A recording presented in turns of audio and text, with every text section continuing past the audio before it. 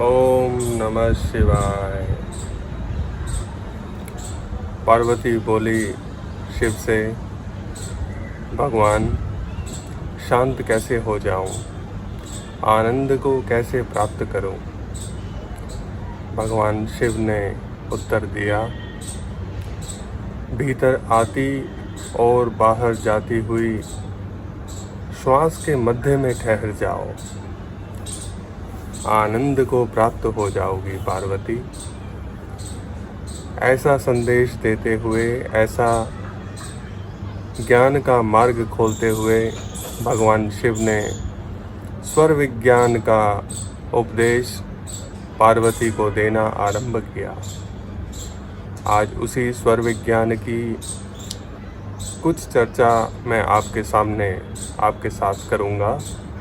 किस प्रकार स्वर विज्ञान आपके जीवन में क्रांतिकारी परिवर्तन ला सकता है।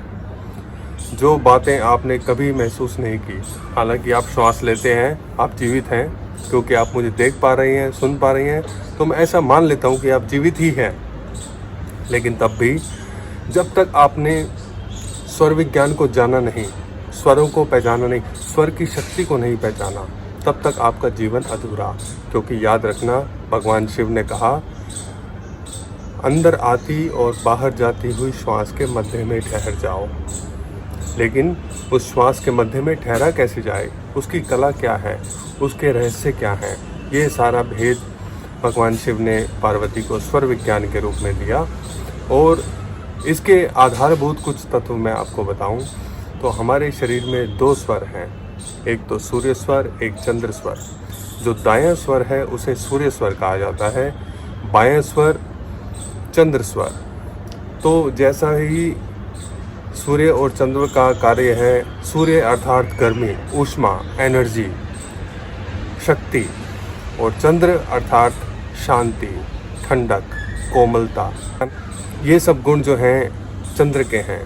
और उससे विपरीत गुण सभी सूर्य के हैं, जो कि आप दिन और रात के में भी अनुभव करते हैं। अब हम इन बातों पर चर्चा करते हैं कि स्वर किस प्रकार से हमारे मानसिक और आध्यात्मिक जीवन में परिवर्तन ला सकते हैं। जब जब आप कुछ ऐसे कार्य करते हैं जो कि आपके जीवन पर दीर्घकालिक प्रभाव डालने वाले हैं, उसी समय स्वरों का चलना, स्वरों का बैलेंस में होना और स्वरों का बंद होना अति प्रभाव डालने वाला है आपके शरीर पर। उदाहरण के तौर पर, यदि आप कोई ऐसा काम करते हैं जिसमें आपको शक्ति का प्रयोग करना है, ऊर्जा का प्रयोग करना है, ऊर्जा का प्रदर्शन करना है, और उस समय आपका चंद्र स्वर चल रहा है, तो आप पूर्ण रूप से उस ऊर्जा का परिवर्तन नहीं कर पाएंगे।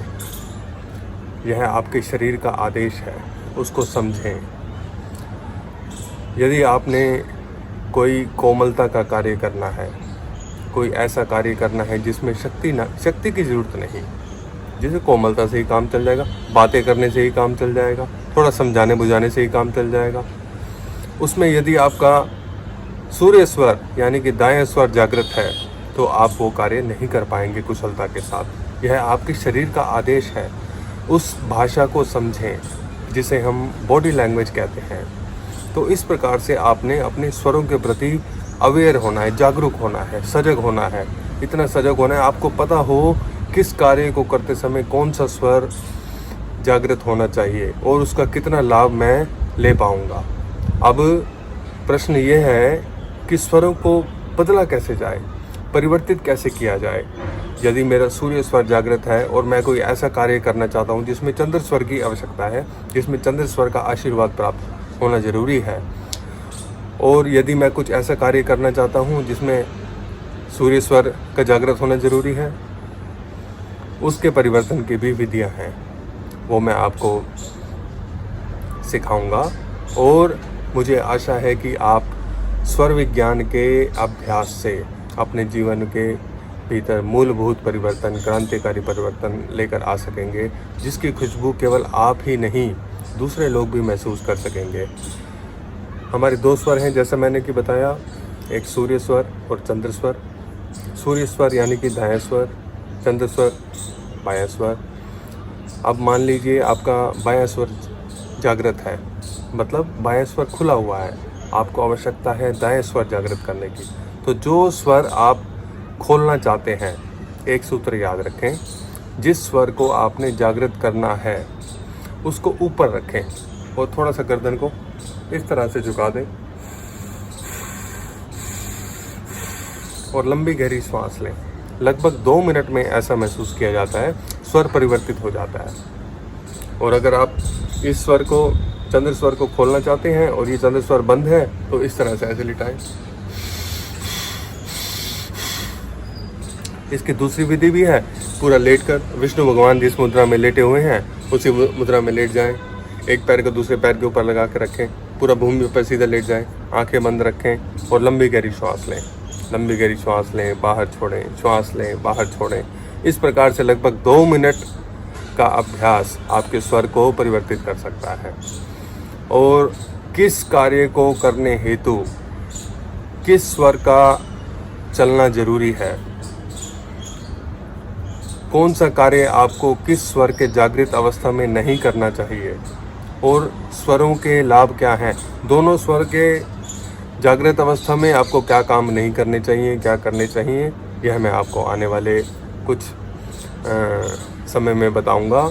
और आप पहले इस बात का अभ्यास करें कि आप कितनी शीघ्रता से स्वर को परिवर्तित कर सकते हैं। बहुत अभ्यास होने के बाद जब आप एक कुशल साधक बन जाएंगे, तब आप सिर्फ मन में बैठे बैठे जो भी ध्यान करेंगे, अब मेरा सूर्य स्वर जागृत हो, ऐसा आदेश आप देंगे अपने सूर्य स्वर को, सूर्य स्वर जागृत हो जाएगा। आप ऐसा स्वर आदेश देंगे, मेरा चंद्र स्वर जागृत हो, आपका चंद्र स्वर जागृत हो जाएगा। मात्र आपके आदेश से आपके स्वर आपकी भाषा को, आपके आदेश को सुनेंगे। ऐसा होगा, लेकिन अभ्यास के बाद लगभग 2 से 2.5 वर्ष का समय लगता है ऐसी अवस्था को प्राप्त करने के लिए, जिसमें आप थोड़ी कुशलता के साथ, जब आपके प्राण बहुत ही आपके नियंत्रण में होंगे, तब आप ऐसा कर पाएंगे।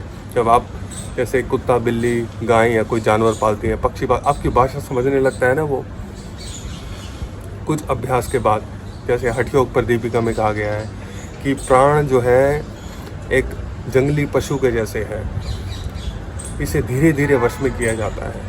यदि हमें एकदम से इसको वश में करने की कोशिश की तो हमें ये आक्रमण करके नुकसान पहुंचाएगा, हमें ही मार देगा। इसलिए प्राण का अभ्यास बहुत धीमा अभ्यास है। धीमी गति से हम इस पर विजय प्राप्त कर सकते हैं। अगर ऐसा सोचे एक ही दिन में इसको प्राप्त कर लें, वो जंगली पशु की भांति हमें ही नुकसान पहुंचाएगा। तो आप इसका निरंतर अभ्यास करें, डीप ब्रीदिंग करें, लंबी गहरी श्वास लें, छोड़ें, कपालभाति, अग्निसार आदि प्राणायाम, ओम का जाप का निरंतर अभ्यास करें, ताकि आपके लंग्स में मजबूती आए, शक्ति आए थोड़ी। और उसके बाद स्वर परिवर्तन का अभ्यास करें, लगभग 20 से 30 मिनट हर रोज़। लगभग 2 वर्ष के समय के बाद आप ऐसा, आपके नियंत्रण आ जाएगा हाथ में कि आप जैसा भी चाहेंगे, आंख बंद करके बस सोचें, अब मेरा चंद्र स्वर जागृत हो जाए, चंद्र स्वर आपके आदेश से जागृत हो जाएगा। सूर्य स्वर मेरा जागृत हो जाए, सूर्य स्वर आपके आदेश को सुनेगा। तो मुझे आशा है कि अगली बार जब मैं आपसे मिलूँगा तो आपको यह लाभ बताऊँगा, किस स्वर के जागृत होने पर किस प्रकार का आप लाभ प्राप्त करते हैं और किस प्रकार का कार्य कौन से स्वर की जागृत अवस्था में नहीं करना चाहिए। यह भी बहुत उपयोगी है।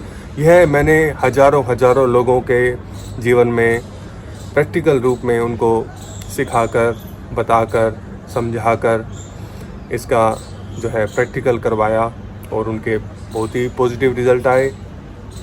जस्ट लाइक अ एस्ट्रोलॉजर, जैसे एक ज्योतिष बताता है, जैसे एक जादूगर कुछ जादू की टिप्स दे देता है, लेकिन आप ऐसा ही महसूस करेंगे, अरे ये तो जीवन में जादू की सुई हमारे हाथ में लग गई, जादू की चाबी हमारे हाथ में लग गई। इतना क्रांतिक, इतना अद्भुत ये स्वर का अभ्यास है, क्योंकि साक्षात भगवान शिव ने माँ पार्वती को इसका ज्ञान दिया, आदेश दिया। तो मुझे आशा है आप भी इस ज्ञान को, इस संदेश को, इस आनंद को अपने जीवन में उतार पाएंगे। ओम नमः शिवाय।